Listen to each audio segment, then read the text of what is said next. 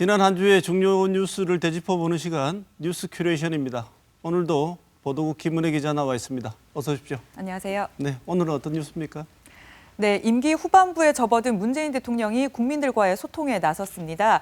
각본 없이 국민과의 대화가 진행됐는데요. 여러 이슈가 오고 갔습니다. 네. 지난 19일 MBC 상암 스튜디오에서 국민이 묻는다 2019 국민과의 대화가 진행이 됐습니다. 300명의 국민들의 질문에 문재인 대통령이 답을 하는 타운홀 미팅 방식으로 진행이 됐는데요. 사전에 준비된 질문도 각본도 없었습니다. 많은 질문들이 쏟아지면서 당초 예상보다 20분가량 더 방송이 진행됐습니다. 네, 어떤 질문 또 어떤 답변이 오갔나요? 네, 많은 이야기들이 오고 갔는데 몇 가지만 좀 추려보겠습니다. 네. 조국 사태에 대한 질문에는 그 지명 취지와 상관없이 결과적으로 국민들에게 분열과 갈등을 만들었다면서 송구스럽다 이렇게 사과를 했습니다. 네. 그리고 최저임금과 노동시간 단축 관련해서는 우리 사회가 나아가야 할 방향임을 강조하면서도 속도 조절은 필요하다 이렇게 말을 했습니다. 네. 또 공수처는 진보와 보수의 문제가 아니라 특권층 견제를 위해서 필요한 장치임을 강조를 했고요. 또 검찰 개혁과 관련해서는 윤석열 검찰총장을 신뢰한다 이런 말을 2차례 했습니다. 네. 그리고 한일 군사 정보 보호협정 지소미아와 관련해서는 일본이 한국을 안보상 신뢰할 수 없다면서 군사 정보를 공유하자고 하는 거는 모순이다 이렇게 이야기를 하기도 했습니다. 네. 그 전에 대통령들 같은 경우에 보면 짜여진 각본에 따라서 질문을 하고 그다음에 자유로운 질문이나 답변의 기회가 없었는데 이번에는 그런 사전 각본 없이 진행이 됐다고 합니다. 그래서 기대도 많았고요. 평가도 많았습니다. 네. 동아일보 보도를 보시면 보수 야당은 진정성 없는 쇼였다 이렇게 네. 비판했다고 실었고요. 하지만 정의당은 허심탄회하게 소통한 점은 긍정적으로 평가를 할 부분이라면서도 또 후반기 국정 운영에 대한 방향을 네. 알 수 없는 점은 좀 아쉽다 이렇게 이야기를 했습니다. 네. 사전 각본이 없었기에 어수선하기도 했고 질문과 답변이 명쾌하지 않았던 점도 있습니다. 하지만 이런 방식의 논의가 진행이 자주 돼서 여론을 전달하는 창구로 자리를 잡았으면 하는 바람입니다. 네, 일단은 뭐 국민들과 소통을 시도한다는 것 자체가 중요하니까요. 네, 다음 그렇습니다. 소식은요? 네. 정부가 50인 이상 300인 미만의 중소기업에 주 52시간제 도입을 사실상 연기했습니다. 기업과 노동계가 반발하고 있습니다. 현재 300인 이상 대기업에 적용되고 있는 주 52시간제는 내년 1월부터 50인 이상 300인 미만 중소기업에도 적용이 될 예정이었습니다. 하지만 정부는 법정 노동시간 위반 처벌을 유예하는 계도 기간을 주고 또 특별 연장 근로 인가 사유에 경영상 사유를 포함할 방침이라고 밝혔습니다. 네. 특별 연장 근로는 자연재해나 재난 또 이에 준하는 사고로 제한을 해왔습니다. 경제사회노동위원회가 노사정 합의로 넘긴 탄력 근로제 단위기간 6개월 확대 법안이 지금 국회에서 방치가 되고 있습니다. 그리고 또 시행을 코앞에 두고 중소기업들의 반발이 많거든요. 이것을 의식했기 때문이라는 분석이 있습니다. 네, 이 사안을 두고 기업은 기업대로 또 노동자는 훨씬 더 많이 불만이 있는 걸로 알고 있습니다. 그렇습니다. 기사들 보시겠습니다. 영남일보는 정부의 발표에도 그 긍정적인 반응을 보이면서도 중소기업계가 요청한 그 유예 기간이 좀 짧다 이런 데 아쉬움을 나타내는 중소기업계 반응을 실었고요. 매일신문은 경영상 사유로 확대된 연장 근로 요건이 지나치게 모호하다면서 노사합의 시 특별 연장 근로를 허용하는 쪽으로 개선돼야 한다 이런 대구 상공회의소 목소리를 실었습니다. 한겨레는 노동시간 단축을 훼손하는 시행규칙이 시행이 될 경우에 경사노위를 포함한 모든 사회적 대화를 불참할 수도 있다 하는 한국노총의 입장을 실었습니다. 이번 주에 철도 노조가 3년 만에 총파업에 들어갔습니다. 그리고 또 비정규직, 정규직 전환이라던가 정교조 합법화 같은 이런 문제들이 여전히 해결될 기미를 보이지 않고 있는데요. 그 노동 존중 사회라는 정책 기조가 이번 정부 후반기에 어떻게 유지될 수 있을지 지켜봐야 될 것 같습니다. 네, 어려운 문제입니다. 네, 다음 소식은요? 네.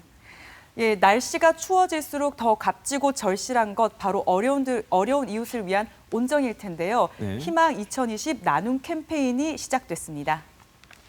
대구와 경북 사회복지 공동모금회는 지난 20일부터 희망 2020 나눔 캠페인을 시작했습니다. 내년 1월 마지막 날까지 70여일간 이어집니다. 목표액은 대구는 올해 사상 처음으로 100억 원 이상으로 잡았고요. 네. 경북은 154억 6천만 원입니다. 네. 이맘때 대구 도심에 가면 사랑의 온도탑 보실 수 있습니다. 이 사랑의 온도탑은 목표액이 1% 달성될 때마다 1도씩 올라가거든요.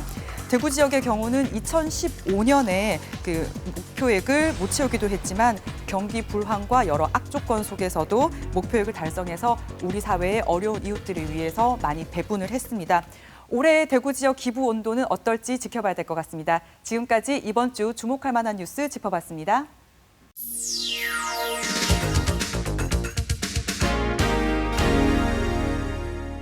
네, 앞서 소개된 희망 2020 나눔 캠페인을 주도하고 계신 대구 사회복지공동모금회 이희정 사무처장님 모시고 좀 더 이야기를 나눠보도록 하겠습니다. 처장님 어서 오십시오. 네, 안녕하십니까. 네.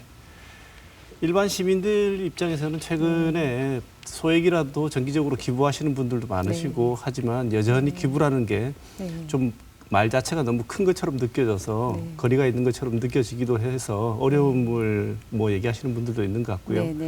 뭐 내 형편에 무슨 기부냐 이런 말씀도 흔히 하시고 그렇지만 지금 트렌드는 큰 금액이 아니더라도 좀 가치 있는 데서 소비를 하고 싶다 이런 트렌드가 있어가지고 최근에는 기부 문화 트렌드에도 변화가 많이 있다고 하는데요. 그 소개를 좀 해주실까요? 네.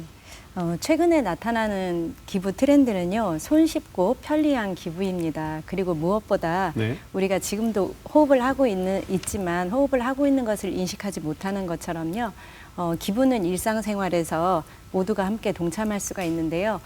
가장 쉬운 기부로는 물건을 사실 때 물건 안에 그 물품 안에 사랑의 열매 어려운 이웃을 위해 지원됩니다라는 문구가 표시된 그런 물품을 구입해 주실 때도 이미 기부를 하고 계시는 거고요.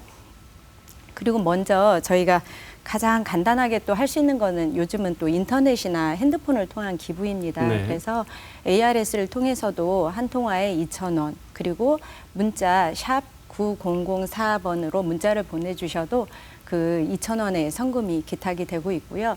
그래서 지금 말씀드린 기부는 그냥 우리가 아주 손쉽게 기부할 수 있는 방법이 있고요. 또 하나는 매월 정기적으로 어려운 이웃을 지원하기 위해서 또 동참할 수 있는 방법이 다양하게 있습니다. 우리가 형편과 처지가 달라서 기부할 수 있는 금액이나 또 방법도 다 다른데요.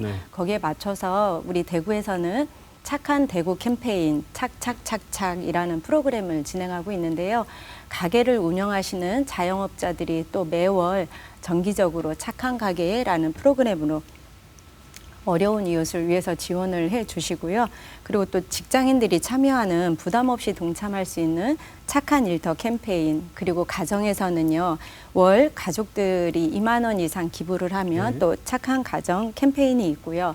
또 시민 누구에게나 열려있는 매일 100원씩 모아서 그 매월 3,000원의 기부를 정기적으로 할 수 있는 착한 시민 캠페인이 있습니다. 그래서 모두가 함께 동참할 수 있는 그러한 기부 프로그램이 여러 가지가 있고요.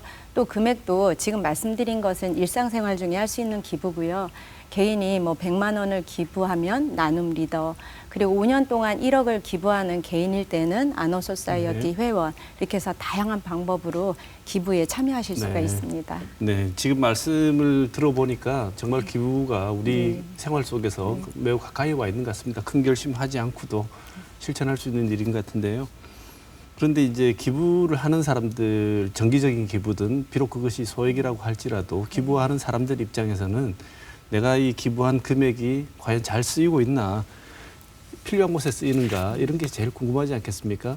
그래서 이게 제대로 쓰이고 있는지에 대해서 궁금해하는 시청자들을 위해서 이 성금이 어떻게 배분되고 어떤 기준과 과정을 거쳐서 배분이 되는지 소개를 좀 해주실까요? 네, 이렇게 우리가 내는 귀한 성금이 제대로 목적대로 쓰여지는지는 가장 중요하게 여겨지는 부분이고요. 또 궁금한 부분이실 텐데요. 저희 대구 사랑의 열매에서는 작년 한 해 동안 157억을 모금해서 대구의 어려운 이웃들에게 175억을 지원을 했습니다. 모금액보다 배분액이 더 많은 것은 저희 중앙회로부터 추가 지원금을 받아서 배분을 하고 있기 때문이고요. 귀한 성금은 목적에 맞게 집행되는 것이 가장 중요하거든요. 그래서 사회복지 전문가 등으로 배분분과 실행위원회를 구성해서 그 위원회를 통해서 심의하고 그리고 심사와 그리고 적정하게 집행되었는지 등 평가 등을 저희가 관리함으로써 성금이 투명하고 올바르게 쓰여질 수 있도록 그런 절차를 또 통해서 지원을 하고 있고요. 또 어려운 개인에게도 누구나 열려 있습니다. 그래서 갑자기 위기 가정에 처한 가정에 생계비나 의료비 그리고 화재가 났을 때는 주거비 이렇게도 지원을 하고 있고요. 행정복지센터를 통해서 안내를 받으실 수 있습니다. 그리고 요즘 좀 날씨가 추워지고 있지 않습니까? 네. 요즘처럼 추운 날씨에는 또 따뜻한 겨울을 보내시라고요. 난방비로 그리고 난방용품으로 김장, 김치 다양한 지원을 또 하고 있고요. 그리고 자라나는 아이들에게도 학습 지원이나 교육비 등 이런 부분들에 대해서도 지원을 아끼지 않고 있습니다. 저희들이 흔히 생각했던 것, 예상했던 네. 것 범위를 뛰어넘는 정말 네. 꼼꼼하게 잘 챙기고 있으신 것 같은데요. 이런 기부자들 해마다 이제 기부를 받으시다 보면 특별히 이 금액의 많고 적음을 떠나서 이분은 참 기부자로서 기억에 남는다 하는 기부자들이 있으실 것 같은데 소개를 좀 해주실까요? 네. 매월 초에 저희 사무실을 방문하는 여성분이 계시는데요. 이분은 건물 청소 그 매주업체에 근무를 하십니다. 네. 그래서 매월 급여를 받으시면 정기적으로 저희 사무실을 방문하셔서 기부를 해주고 계셔서 저희가 천사라고 부르는데요. 2013년도부터 매월 10만 원으로 시작된 금액이 7년이 지난 현재 매월 40만 원이 넘는 금액으로 네. 저희 사무실을 방문해 주고 계십니다. 근데 이분의 말씀이요. 어려운 이웃을 지원하는 그 즐거움이 어찌나 큰지 청소할 때도 그냥 콧노래가 나오고요. 그리고 청소하는 게 얼마나 기쁘고 즐거운지 네. 더 깨끗이 더 열심히 청소하게 되었노라고 네. 하는 말씀을 들었습니다. 네. 그리고 이제 노숙을 경험했던 분이요. 지금은 자영업을 운영하시면서 현재 5년간 1억을 기부하는 아논소사이어티 회원으로 가입해서 또 기부를 이어주고 계시고요. 단돈 100원이라도 모두 나누고 가자 그런 사별하신 남편의 뜻을 따라서 노후 자금과 그리고 현재 거주하시는 아파트까지 유산 기부로 저희에게 약정을 해주신 어르신의 사연도 있습니다. 네. 그분들 말씀을 이렇게 듣다 보면 참 부끄러워지기도 하고 그렇습니다. 네. 근데 연말 연시가 이제 이렇게 되면 네. 이 사회복지공동모금회를 비롯한 정말 많은 기관에서 불우이웃돕기라든가 이런 행사를 진행을 합니다. 그런데 뭐 아시겠지만 얼마 전에 이영학 사건 같은 이런 불미스러운 일들이 벌어지다 보니까 이 시민들 입장에서 기부를 하거나 이렇게 성금을 낼 때 지금 과연 지금 내가 내고자 하는 처음 얘기를 들었을 때 참 기부를 하고 싶은데 이곳이 과연 제대로 된 기관인지 내가 정말 내 뜻이 제대로 전달되지 않을 좀 이상한 곳은 아닌지 이런 생각 의심도 하시거든요. 그런 곳을 구별할 수 있고 특별히 뭐 이것은 기부하셔도 아무 문제가 없는 곳입니다라고 이렇게 구별할 수 있는 기준 같은 게 있으면 말씀을 좀 해주십시오. 네, 그렇습니다. 모금 기관에 대한 그 불미스러운 사건은 기부 문화를 위축시키는 것뿐만 아니라 굉장히 저해하는 요인이 되는데요. 무엇보다 기부하시고자 하시는 그런 관심을 가지고 있는 기관이 있으시면 꼭 확인이 필요합니다. 지정기부금 단체의 경우에는 지자체에 신고되었는지를 확인하시면 되고요.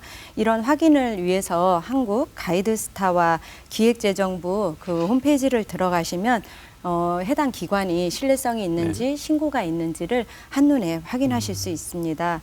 무엇보다 본인들이 내가 내는 성금이 제대로 정확하게 그 집행되는 것을 찾는 것은 기부자님들께서 꼭 챙겨주셔야 되는 그러한 부분입니다. 네. 자, 끝으로 2020 나눔 캠페인은 뭐 잘 진행을 또 하시고 이것에 대한 남은 계획도 있으실 텐데요.